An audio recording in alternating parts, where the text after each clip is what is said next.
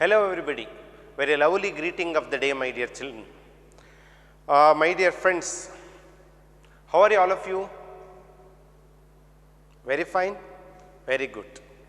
Have you taken your breakfast properly? Okay. Have you taken sufficient food in the afternoon? Very good.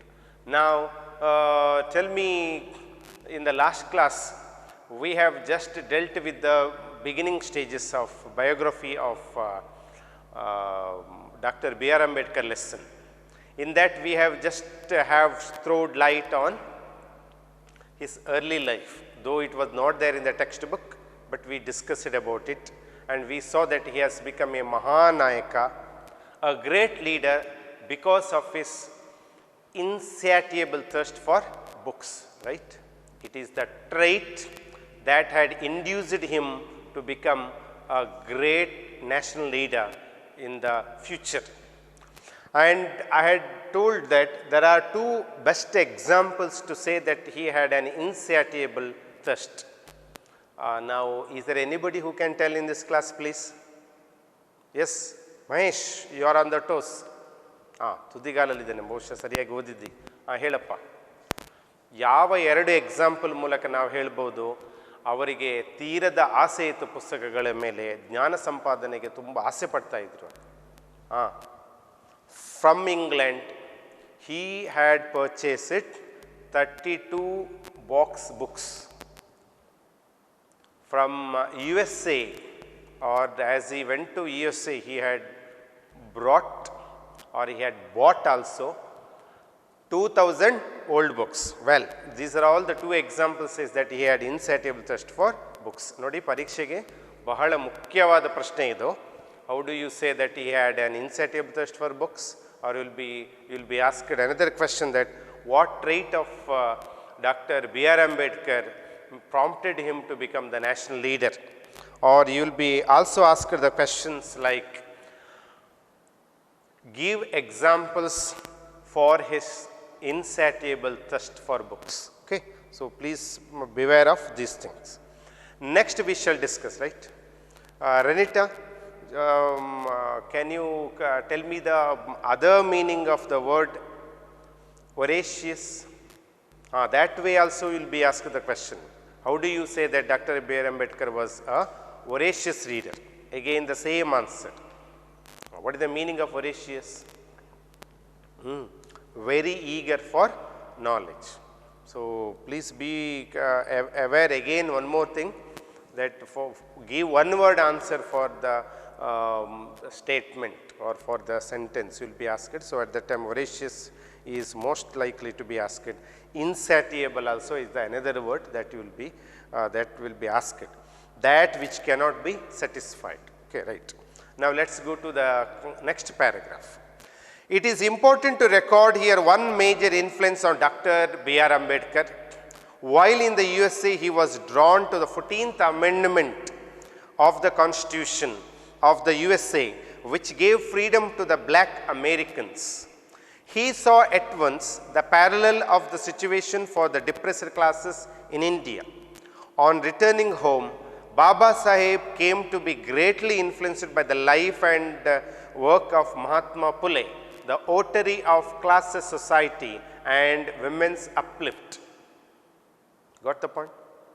And see here, the major influence on Dr. Ambedkar, once he had become the barrister or the lawyer, the jurist. So he was in the USA.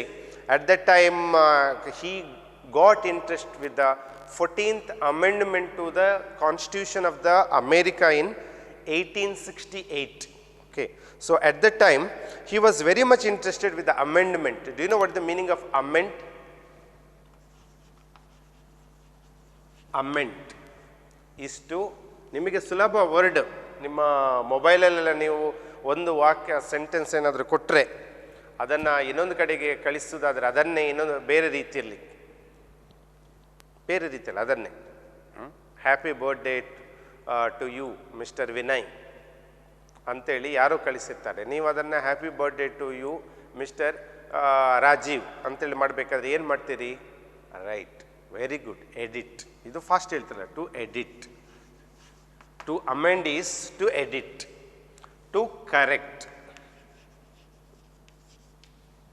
Okay, to correct. So we find, so amendment to the Constitution of America. ನೋಡಿ, ಅಮೇರಿಕಾದಲ್ಲಿ black and white policy ಇತ್ತು.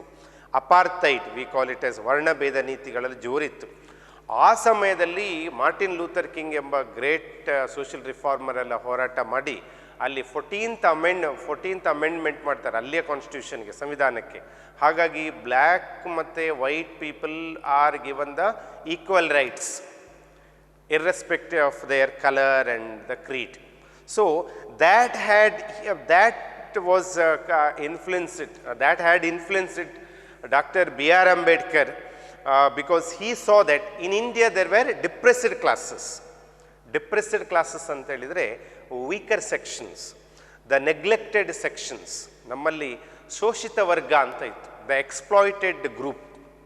ಅಲ್ಲಿ ನಮ್ಮ ಭಾರತದಲ್ಲಿ colour black plus the cost was of the highest influence. ಇವತ್ತಿಗೂ ಕೂಡ ಜಾತಿ ಪದ್ಧತಿ ಅತ್ಯಂತ ದೊಡ್ಡ ಭೀಕರವಾದ ಪರಿಣಾಮಗಳನ್ನು ನಮ್ಮ ಮೇಲೆ ಕೊಡ್ತಾ ಇದೆ. ಎಷ್ಟೇ ಜಾತಿ ಪದ್ಧತಿ ಇಲ್ಲ ಅಂತ ಹೇಳಿದ್ರು ಕೂಡ ಅದು ಇನ್ನೊಂದು ರೀತಿಯಲ್ಲಿ ಒಳಗೆ ಎಂಟ್ರಿ ಆಗ್ತಾ ಇದೆ. ಹಾಗಾಗಿ ಆವಾಗ ನಮ್ಮ ಭಾರತದಲ್ಲಿ ಡಿಪ್ರೆಸ್ಡ್ ಕಾಸ್ಟ್ ಇದ್ದರು, ಡಿಪ್ರೆಸ್ಡ್ ಕ್ಲಾಸಸ್ ಇದ್ದರು, ಶೋಷಿತ ವರ್ಗ ಅಂತೇಳಿ. ಬಡವರು, ಸ್ವಲ್ಪ ಸಾಮಾಜಿಕವಾಗಿ ಅಲ್ಲದವರು, we call it as illiterates, economically poor people were considered as the depressed class. ನಮ್ಮಲ್ಲಿ there was a strata of the caste. ಜಾತಿ ಪದ್ಧತಿಯ ಹಂತ ಇತ್ತು. ಪುರೋಹಿತ ವರ್ಗ ಇತ್ತು, ಅದರ ನಂತರ ಆಡಳಿತ ವರ್ಗ ಇತ್ತು, ಬಂಡವಾಳಶಾಹಿಗಳಿದ್ದರು, ಅದರ ನಂತರ ಶೂದ್ರ ವರ್ಗ ಅಂತ ಇತ್ತು. ಶೂದ್ರಲ್ಲಿ ಪುನಃ ಅತಿ ಶೂದ್ರ ಅಂಥೇಳಿ ಇನ್ನೂ ಕೆಳಗೆ ತಳ್ಳಲ್ಪಟ್ಟವರಿದ್ದರು. ಸೊ ಆ ಕೆಳಗೆ ತಳ್ಳಲ್ಪಟ್ಟ ಜಾತಿಯೇ ಡಿಪ್ರೆಸ್ಡ್ ಕ್ಲಾಸ್. ಆ ಡಿಪ್ರೆಸ್ಡ್ ಕ್ಲಾಸನ್ನು ಮೇಲೆತ್ತಬಹುದಾದರೆ ಏನಾದರೂ ನಮ್ಮ ಭಾರತದ ಕಾನ್ಸ್ಟಿಟ್ಯೂಷನ್ನಲ್ಲಿ ಸೆಟ್ ಆಫ್ ರೂಲ್ಸ್ನಲ್ಲಿ ಬದಲಾವಣೆ ಮಾಡಲಿಕ್ಕೆ ಆಗ್ತದೇನೋ ಅಂತೇಳಿ ಇನ್ಫ್ಲುಯೆನ್ಸ್ ಮಾಡಿದ್ದೆ 14th amendment to the American constitution. So will be asked, how does 14th amendment to the American constitution influence doctor B R Ambedkar? ಹೇಗೆ ಅದರ ಪರಿಣಾಮ ಡಾಕ್ಟರ್ ಬಿ ಆರ್ ಅಂಬೇಡ್ಕರ್ನ ಮೇಲೆ ಬಿದ್ದಿತ್ತು ಅಂತ ನಿಮಗೆ ಎಕ್ಸಾಮಿನೇಷನಲ್ಲಿ ನಿಮ್ಮದೇ ಸಿಂಪಲ್ ವಾಕ್ಯಗಳು ಬರೀರಿ.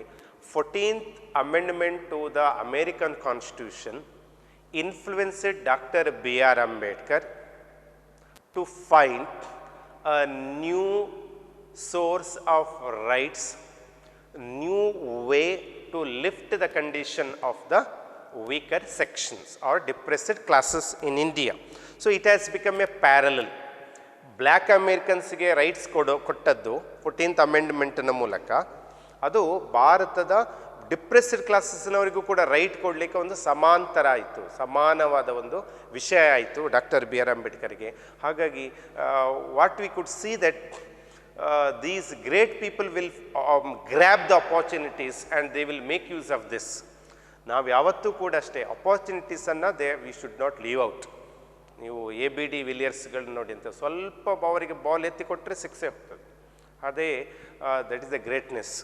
ಒಬ್ಬ ಬ್ಯಾಟ್ಸ್ಮನ್ ಒಂದು ಫುಟ್ ಮೂವ್ಮೆಂಟ್ ಆಚೀಚೆ ಇದೆ ಅಂತ ಹೇಳಿದ್ರೆ ಬುಮ್ರನ್ ಅಂತವರು, ನಟರಾಜನ್ ಅಂತವರೆಲ್ಲ ಅವರನ್ನು ಔಟ್ ಮಾಡಲಿಕ್ಕೆ ರೆಡಿ ಮಾಡ್ತಾರೆ. So this is the one grabbing the opportunities, ಅವಕಾಶಗಳನ್ನು ಪಡೆದುಕೊಳ್ಳುವುದು, ಬಳಸಿಕೊಳ್ಳುವುದು.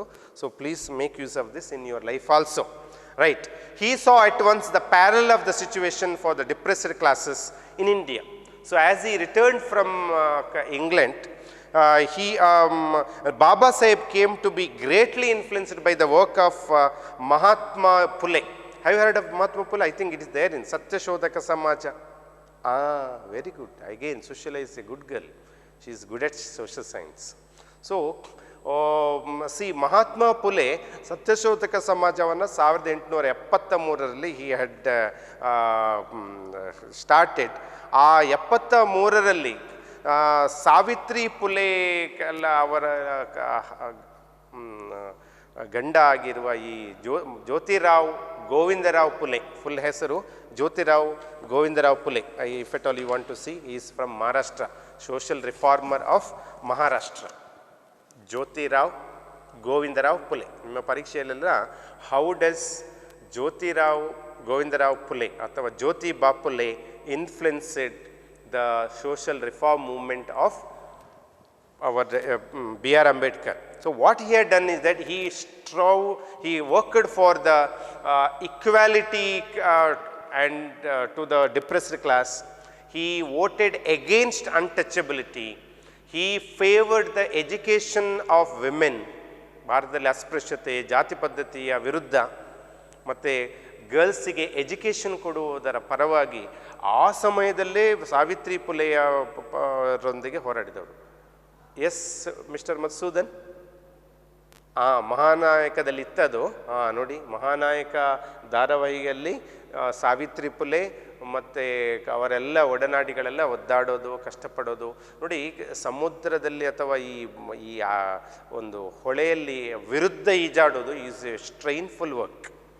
It needs the strength at the same time the will power.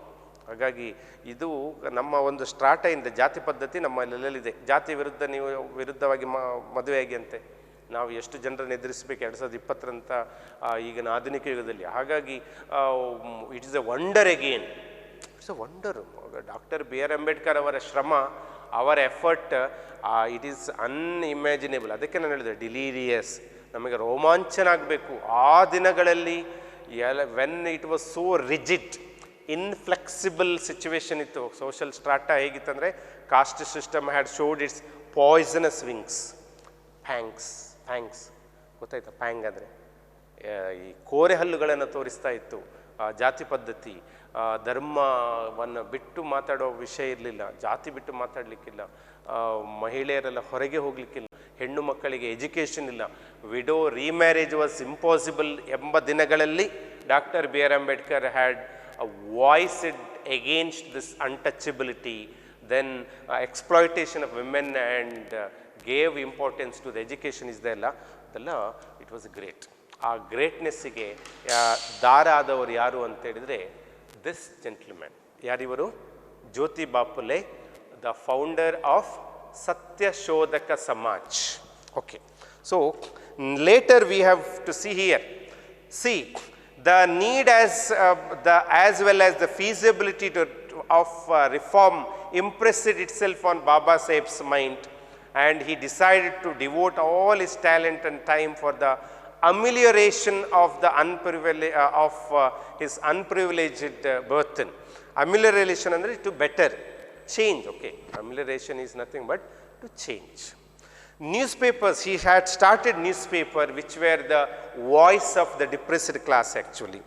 ಅವರು ನ್ಯೂಸ್ ಪೇಪರ್ ಸ್ಟಾರ್ಟ್ ಮಾಡ್ತಾರೆ, 3 ನ್ಯೂಸ್ ಪೇಪರನ್ನು ಸ್ಟಾರ್ಟ್ ಮಾಡ್ತಾರೆ. ನಿಮಗೆ ಗೊತ್ತಿದೆ ನ್ಯೂಸ್ ಪೇಪರ್ಗಳಲ್ಲಿ ಯಾವುದೆಲ್ಲ ಅಂತೇಳಿ. ಸೋಷಿಯಲ್ ಸೈನ್ಸ್ನಲ್ಲಿ ಇದರ ಬಗ್ಗೆ ಡಿಸ್ಕಷನ್ ನೀವು ಮಾಡಿರ್ಬೋದು. But still for your understanding let me say the news papers. ಅವರು 3 ನ್ಯೂಸ್ ಪೇಪರ್ ಸ್ಟಾರ್ಟ್ ಮಾಡಿದರು. ನ್ಯೂಸ್ ಪೇಪರ್ ಸ್ಟಾರ್ಟ್ ಮಾಡಿದ್ದು 3. ಒಂದು ಎಮ್ ಇಂದ ಒಂದು ಸ್ಟಾರ್ಟ್ ಆಗ್ತದೆ, ಬಿ ಇಂದ ಒಂದು ಸ್ಟಾರ್ಟ್ ಆಗ್ತದೆ, ಮತ್ತೊಂದು ಎಸ್. ಹಾಗಾಗಿ ನಿಮಗೆ ಕಲೀಲಿಕ್ಕೆ ಬಹಳ ಸುಲಭ. MBBS ಅಂತ ಹೇಳಿದರೆ ಸುಲಭ ಆಗ್ತದೆ. ಎಮ್ ಅಂತ ಹೇಳಿದರೆ ಅದರ ಹೆಸರೇ ಹೇಳ್ತದೆ, Mooknayak. Mooknayak is the 1 newspaper. Bahishkrit Bharat is the 2nd newspaper. And also Samata ಅಂತೇಳಿ ಇನ್ನೊಂದು ನ್ಯೂಸ್ ಪೇಪರನ್ನು ಅವರು ಸ್ಟಾರ್ಟ್ ಮಾಡ್ತಾರೆ. ಕಲೀಲಿಕ್ಕೆ ನಾನು ಈಗಾಗಲೇ ಹೇಳಿದರೆ ಇದು ಸುಲಭ. ಯಾಕೆ ಅಂದರೆ ಡಾಕ್ಟರ್ ಕಲೀಲಿಕ್ಕೆ MBBS ಆಗಬೇಕು. ಹಾಗಾಗಿ MBBS ಅಂತ ನೆನಪಿಸ್ಕೊಂಡ್ರೆ the 3 newspapers of doctor B R Ambedkar which were the voice of himself, ಅವರದ್ದೇ ಧ್ವನಿಯಾಗಿತ್ತು. ಇದನ್ನು ಇನ್ನೊಂದು ರೀತಿಯಲ್ಲಿ ಸಹ ಹೇಳ್ಬೋದು ಬೇಕು ಅಂತಾದರೆ SBM ಅಂತೇಳಿ, ಸ್ಟೇಟ್ ಬ್ಯಾಂಕ್ ಆಫ್ ಮೈಸೂರು. ಹಾಗಾಗಿ ಆ ಮೂಲಕವೂ ಕೂಡ ನೆನಪಿಸ್ಕೊಳ್ಬೋದು. ಯಾಕಂದರೆ ನಮಗೆ ಕೊನೆಗೆ ಏನಾಗ್ತದೆ ಅಂದರೆ ಪರೀಕ್ಷಾ ದೃಷ್ಟಿಯಲ್ಲಿ ನಾವು ಸ್ವಲ್ಪ ಯೋಚನೆ ಮಾಡಬೇಕಾಗ್ತದೆ. So which were the 3 newspapers published or started by doctor B R Ambedkar ಅಂತ ಕೇಳಿದರೆ 3 ಮಾರ್ಕನ್ನು ಯಾಕೆ ಮಿಸ್ ಮಾಡ್ತೀರಿ? State Bank of Mysuru, SBM. So you find Samata, Bahishkrit Bharat and Mooknayak. ಹೀಗೆ ಕಲೀರಿ, ಇಲ್ಲಾದರೆ ಈ ಥರ ಕಲೀರಿ. ನಿಮಗೆ ಯಾವುದು ಸುಲಭ ಆಗ್ತದೆ ಹಾಗೆ ಕಲೀರಿ. Mooknayak, Bahishkrit Bharat and Samata. And at the same time he also had started some of the institutions. ಕೆಲವು ಸಂಘಟನೆಗಳನ್ನೆಲ್ಲ ಸ್ಟಾರ್ಟ್ ಮಾಡಿದರು ಅವರು, ಸಂಸ್ಥೆಗಳನ್ನು ಸ್ಟಾರ್ಟ್ ಮಾಡಿದರು. ಅದು ಯಾವುದು ಅಂತ ಹೇಳಿದ್ರೆ he had started 2 institutions like Hitakarini Sabha and also independent labour party. Independent Labour Party and Hitakarani Sabha. So they have become the vehicles for the change. So ಯಾವತ್ತೂ ಕೂಡ ಸ್ಪೀಡ್ ಬೇಕಾಗ್ತದೆ. At the click of fingertips the world is going on. See, ಈಗ present age ಹೇಗಿದೆ ಅಂತ ಹೇಳಿದ್ರೆ we are going at the click of a mouse. One click of a mouse which will open up all the everything, unfolds everything. ಅಲ್ವಾ? ಹಾಗಾಗಿ ಆ ಸಮಯಗಳಲ್ಲಿ ಸ್ಪೀಡಾಗಿ work ಮಾಡಬೇಕು, ಯುನಿಟಿ ಬೇಕಾಗ್ತದೆ, ಸಂಘಟನೆ ಬೇಕಾಗ್ತದೆ. ಹಾಗಾಗಿ ಹಿತಕಾರಿಣಿ Sabha and also Independent Labour Party were the two institutions started by him, and you should remember the 3 newspapers that started by him. So all these were nothing but to uplift the condition of the weaker section. At the same time, we had another master figure, that was Mahatma Gandhiji. During the same period, Gandhiji was pioneering his epic reform of the Indian society, which included the upliftment of the depressed classes, whom Gandhiji termed Harijans. Agle Gandhiji had used the very standard and a pious word. Gandhiji had used the word Harijan, Hari Sreshtaru. Harijans, depressed classes andre yarandre Harijan. So will be asked, who started to call depressed classes as Harijans? Who called depressed classes Harijan? Hari antele Hari, Shri Hari, Mahavishnuವಿನ ಜನರು, ಪರಮ ಪೂಜನೀಯರು, ಪವಿತ್ರರು, ಅವರನ್ನು ನಾವು depressed classes ಅಥವಾ ಮಹಾರ್ನೀನು ಅಥವಾ ಈ ಥರ depressed classes ಅಂತೇಳಿ, lower class ಅಂತ ಹೇಳಿ, ಶೆಡ್ಯೂಲ್ಡ್ ಕಾಸ್ಟ್ ಅಂತೇಳಿ ಹೇಳಬಾರ್ದು. ಅವರನ್ನೆಲ್ಲ ಸ್ವಲ್ಪ ವಿಷ್ಣುವಿನ ಹತ್ತಿರದ ಸ್ನೇಹಿತರು ಅಂತ ಹೇಳಿಕೊಂಡು ಪರಮ ಪೂಜನೀಯರು ಅಂತೇಳಿ ನೋಡ್ಕೊಳ್ಬೇಕು ಅಂತೇಳಿ ಹೆಸರನ್ನು ಮಾತ್ರ ಬದಲಾಯಿಸಲಿಲ್ಲ. ಅವರು ಹರಿಜನರ ಮನೆಗೆ ಹೋಗಿ ಊಟ ಮಾಡಿದರು, ಹರಿಜನರಿಗೆ ಶಿಕ್ಷಣ ಕೊಡಲಿಕ್ಕೆ ಅವರು ಶ್ರಮಪಟ್ಟರು. ಹಾಗಾಗಿ ಇವತ್ತು ಎಲ್ಲರೂ ಕೂಡ ಸಮಾನರು, all are equal before the law. So ಇದೆಲ್ಲ ಸ್ಟಿಮ್ಯುಲೇಟ್ ಮಾಡಲಿಕ್ಕೆ ನಮ್ಮ ಡಾಕ್ಟರ್ ಬಿ ಆರ್ ಅಂಬೇಡ್ಕರ್ಗೆ ಸ್ಟಿಮ್ಯುಲೇಟ್ ಮಾಡಲಿಕ್ಕೆ ಕೆಲವೆಲ್ಲ ಶ್ರೇಷ್ಠ ಒಂದು ವ್ಯವಸ್ಥೆಗಳು, 14th Amendment to the American Constitution and like this. Okay, my dear children, and here in this paragraph, if you have any doubt, you can clear it. Some of the words you please be very careful. Here the word you have to remember is depressed class. What is the meaning of depressed class? ಗೊತ್ತಾಯ್ತಲ್ಲ? What is the meaning of constitution? ನಿನ್ನೆ ಆರಿಫಾ ಹೇಳಿದ್ಲಲ್ಲ ಉತ್ತರ. Okay, right, you are right. Constitution means Samvidhana.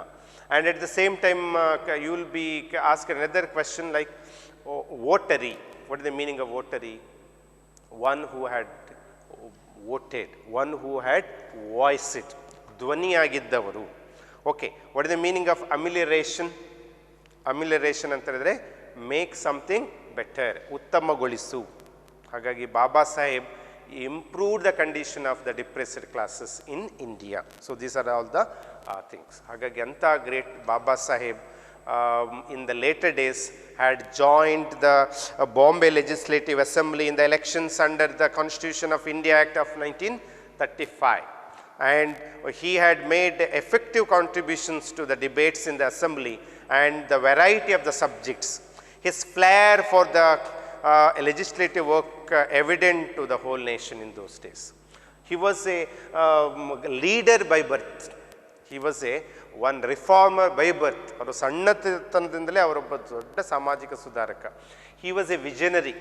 Baba Saheb was a visionary. Okay, now these things will make you sure that you should understand the word. ನೋಡಿ ಮಕ್ಕಳೇ, ಇದರಲ್ಲೆಲ್ಲ ವರ್ಡ್ಗಳಿದೆ. ಈ ಎಲ್ಲ ವರ್ಡ್ಗಳೆಲ್ಲ ನಾವು pronunciation ಮಾಡುವಾಗ ಏನಾಗ್ತದೆ, ಸಮ್ ಕಾನ್ಸನೆಂಟ್ಸ್ಗಳು ಬರ್ತವೆ, ಸಮ್ ವೊವೆಲ್ ಸೌಂಡ್ಸ್ ಬರ್ತವೆ. ಈ ವೊವೆಲ್ ಸೌಂಡ್ಸ್ಗಳು ಅಥವಾ ಸ್ವರಾಕ್ಷರಗಳನ್ನು ಪ್ರೊನೌನ್ಸಿಯೇಷನ್ ಮಾಡೋದಕ್ಕೆ we call it as syllabification. Syllables, syllables ಅಂತ ಹೇಳಿದರೆ the vowel sound that is ಅಟೆಡ್, ಸಿಲೆಬಲ್. ಸ್ವರಾಕ್ಷರವನ್ನು ಉಚ್ಚಾರಣೆ ಮಾಡೋದು, ಸ್ವರ. ಆ ಸ್ವರವನ್ನು ಈಗಾಗಲೇ 9th ಅಲ್ಲಿ 8th ಅಲ್ಲಿ ನಿಮಗೆ ಸಿಲಾಬಿಫಿಕೇಶನ್ ಬಗ್ಗೆ ಮಾಹಿತಿಯನ್ನು ಕೊಟ್ಟಿದೆ. ಆ ಇ ಅನ್ನು ಐಡೆಂಟಿಫೈ ಮಾಡೋದು, ಒಂದು ಶಬ್ದದಲ್ಲಿರುವ ಅದಿಂದ ಅಹಾವರೆಗೆ ಇರುವ ಸ್ವರವನ್ನು ಐಡೆಂಟಿಫೈ ಮಾಡೋದು ಅಥವಾ ಗುರುತಿಸುವುದು. The pure or independent vowel ಸೌಂಡ್ಸ್ಗಳನ್ನು ಪತ್ತೆ ಹಚ್ಚುವುದಕ್ಕೆ we call it as syllabification. So syllables ಅಂತ ಕರೀತಾರೆ. ಇಲ್ಲಿಯೂ ಕೂಡ ಬೇಕಾದ ಪ್ರತಿಯೊಂದು ವರ್ಡ್ಗಳಲ್ಲಿ ಕೂಡ ಒಂದಾದರೂ ಒಂದು ಸಿಲೆಬಲ್ ಇದೆ. ಎಲ್ಲರ ಹೆಸರುಗಳಲ್ಲಿ ಅ ಆ ಇ ಈ ಉ ಉ ಎ ಔ ಓ ಓಗಳಿದೆ ಅಲ್ವಾ? ಹಾಗಾಗಿ ಅದನ್ನು ಪತ್ತೆ ಹಚ್ಚಿದ್ರೆ ಆಯಿತು. ಈಗ for example English, see this word English. ಇಂಗ್ಲಿಷ್ನಲ್ಲಿ ಇ ಇದೆ ಅಲ್ವಾ? ಇಂಗ್ಲಿ ಪುನಃ ಇ ಇದೆ ಇಲ್ಲಿ. ಹಾಗಾಗಿ ಇಲ್ಲಿ 2 ಸಿಲೆಬಲ್ ಇದೆ. So 2 syllables. ನಿಮಗೆ ಸಿಲಾಬಿಫಿಕೇಶನನ್ನು ಐಡೆಂಟಿಫೈ ಮಾಡಿ ಅಂತ ಇದೆ. ಇಂಗ್ಲಿಷ್, ಇಲ್ಲಿ ಇ ಇದೆ, ಇಲ್ಲಿ ಇ ಇದೆ. ಹಾಗಾಗಿ we call it as 2 syllabic word. At the same time ಅಂತ ತುಂಬ ಇದೆ. ನೀವು ಯಾವುದು ಕೂಡ we find this is what see this specs. Specs, ಸ್ಪೆ, ಎ ಇಸ್ ದೇರ್, ಎ. ಹಾಗಾಗಿ this is what we call 1 syllabic word ಅಲ್ವಾ? ಗೌ, ಗೌ, ಗೌ, ಓ. G is a consonant. O is an vowel sound. Is a vowel sound. So we find vowel sound ಬೇಕು. vowel spelling ಅಲ್ಲ, not the spelling. ಕೆಲವೊಮ್ಮೆ ಏನಾಗ್ತದೆ, 2 vowel ಲೆಟರ್ಸ್ಗಳು ಇರ್ತವೆ ಅಲ್ಲಿ. For example C fee, ಇಲ್ಲಿ 2 ಈಗಳಿದೆ. ನೀವು ವೊವೆಲ್ಸ್ ಅಂತ ಹೇಳಿದರೆ A E I O U vowel. ಹಾಗಾಗಿ ಇಲ್ಲಿ 2 ಅಲ್ಲ, ಇದು ಇ, ಸಿ, ಫೀ. ಸೊ ಇಲ್ಲಿರೋದು ಒನ್ ಸಿಲೆಬಿಕ್ ವರ್ಡ್. ಹಾಗಾಗಿ ಸಿಲೆಬಲನ್ನು ನಾನು ಅತ್ಯಂತ ಸರಳವಾಗಿ ಹೇಳ್ತಾ ಇದ್ದೇನೆ, ಸಿಂಪಲ್ ಆಗಿ. In the next class we shall deal in a proper way. Okay. So ಸಣ್ಣದಾಗಿ ಈಗ ಕಮಲ ಅಂತೇಳಿ ಹೆಸರು ಬಂತು. ದ ಎಕ್ಸಾಂಪಲ್ ಆಫ್ ಊರು, ಊರು, ಉ ಆ್ಯಂಡ್ ರು ಅಲ್ಲಿ ಉ ಇದೆ. ಊರು, ರು, ರು ಪ್ಲಸ್ ಉ, ರು, ಉ. ಹಾಗಾಗಿ ಅಲ್ಲಿ 2 ಸಿಲೆಬಲ್ ಆಯಿತು ಅಲ್ವಾ? ಸೊ ವಿ ಫೈಂಡ್ ಮಹೇಶ್, ಮ, ಮಹೇಶ್, ಮ ಆ, ಹೇ ಎ, 2 ಸಿಲೆಬಲ್. ಅದೇ ಮಹೇಶ, ಮಹೇಶ ಆದರೆ ಇಲ್ಲಿ ಆ ಇದೆ, ಮಹೇ ಎ ಇದೆ, ಪುನಃ ಆ ಇದೆ. ಹಾಗಾಗಿ 3 syllabic ವರ್ಡ್ ಅಲ್ವಾ? ಅದು 3 syllabic. ಈಗ ಬಾಯ್ಸ್ ಮತ್ತು ಗರ್ಲ್ಸ್ ನೀವು ನನಗೆ ಟಪ್ಪ ಟಪ್ಪ ಹೇಳಬೇಕು. ವಿದೌಟ್ ನೋ ವೇಸ್ಟೇಜ್ ಆಫ್ ಟೈಮಲ್ಲಿ you should tell me how many syllables are there for these words. Okay, see here. Baba Saheb girls ಎಷ್ಟಿದೆ? ಬಾ, ಬಾ, ಸಾ, ಹೇ 4 ಸಿಲೆಬಲ್. ವಾಸ್ ಎಷ್ಟಿದೆ ಬಾಯ್ಸ್? 1 syllable. ಸಿ ಹುಡುಗಿಯರಿಗಿಂತ ಹುಡುಗರು ಫಾಸ್ಟ್ ಇದ್ದಾರೆ, ಶಬ್ದ ಸಣ್ಣದಂತೇಳಿ. Okay, right. ಆಗ ನಿಮಗೆ 2 ಎಷ್ಟಿದೆ? Okay, very good. 1. ದ ಎಷ್ಟಿದೆ? 1. ದ ಅ, 2 ಉ. ಗೊತ್ತಾಯ್ತಾ? ಸೊ ಅದಿಂದ ಅಹಾವರೆಗೆ ಬರುವ ಸ್ವರಗಳನ್ನು ಪತ್ತೆ ಹಚ್ಚುವುದು. So you should identify the syllables in that manner. So please take down some of the words. I will give you 10 sentences, words to you. Identify the syllables in them. Okay. So you have to count and you have to write before it. In the examination, you will be asked, identify the 2 syllabic word, identify the 3 syllabic word ಅಂತ ಹೇಳಿ ಕೊಡ್ತಾರೆ. ಪರೀಕ್ಷೆಯಲ್ಲೆಲ್ಲ ಸ್ವಲ್ಪ ready ಆಗಿರಿ. ನಿಮಗೆ examination point of view ಅಲ್ಲಿ this is commonly asked. Right? ಬರ್ಕೊಳ್ಳಿ ಈಗ. Class, agro, ago, ago. Ramesh, put your mask properly. Spring, financial. Privilege, privilege, P-R-I-V-I-L-A-G-E, privilege. ನಾನೀಗ ಉಚ್ಚಾರ ಮಾಡ್ತಾ ಇರುವಾಗಲೇ ನಿಮಗೆ ಅರ್ಥ ಆಗ್ತದೆ. ಅದಕ್ಕೆ ಹೇಳಿದ್ರು ಉಚ್ಚಾರ ಮಾಡಿದರೆ ಮಾತ್ರ ನಿಮಗೆ ಸಿಲೆಬಲ್ಸ್ ಅರ್ಥ ಆಗುತ್ತೆ. Table, school, amelioration, amelioration, amelioration, amelioration. So institution, institution. Okay, ಇದರ ಇಷ್ಟು ಪದಗಳದ್ದು ಸಿಲೆಬಸ್ಗಳನ್ನು ಐಡೆಂಟಿಫೈ ಮಾಡಿ so that you can learn properly. Okay, now Miss Arundhati, read the first paragraph properly again. Okay, it's very good that you have read the first paragraph nicely. Your fluency was commendable. Mr. Arun, can you read the second paragraph till the fourth sentence?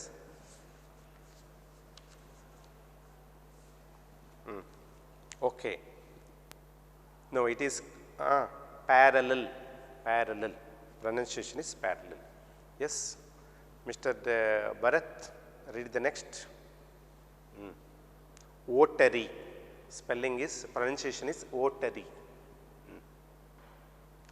Unprivileged, unprivileged.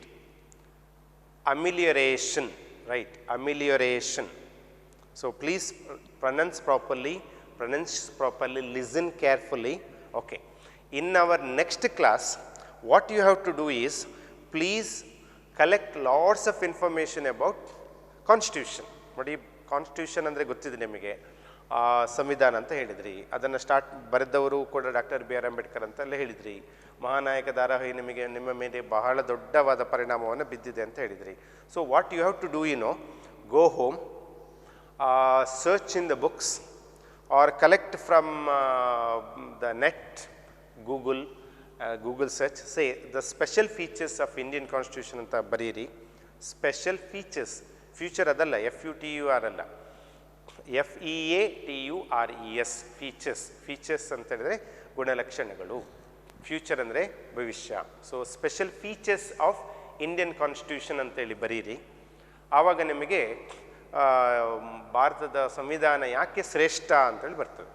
So in the next class, as I venture here, you have enter here, you have to be ready with the special features. That is also the one assignment for you for your final exam, the second FA exam, okay, second examination ge adu nimage assignment. What is that assignment? Special features of Indian Constitution. Baribeka board alli, special features of the Indian Constitution, FEATURES of Indian Constitution ಬಗ್ಗೆ special ಫೀಚರ್ಸನ್ನು ಬರೀರಿ. ಒಂದು 10 special features ಆದರೂ ಇದೆ. Please collect them and let us discuss about the constitution of India, paragraph number 3, paragraph number 4, 5 and 6. Read at home and come here, and I underlined the difficult words that we shall discuss.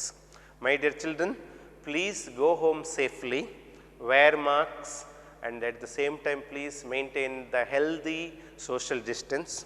Wash your hands now and then. ಗೊತ್ತಾಯ್ತಾ? ಈಗಲೇ ಕೆಲವರದ್ದು mask ಕೆಳಗೆ ಮೇಲೆ ಹೋಗ್ತಾ ಇದೆ. ಪದೇ ಪದೇ ಮೂಗನ್ನು ಮುಟ್ಟಬೇಡಿ.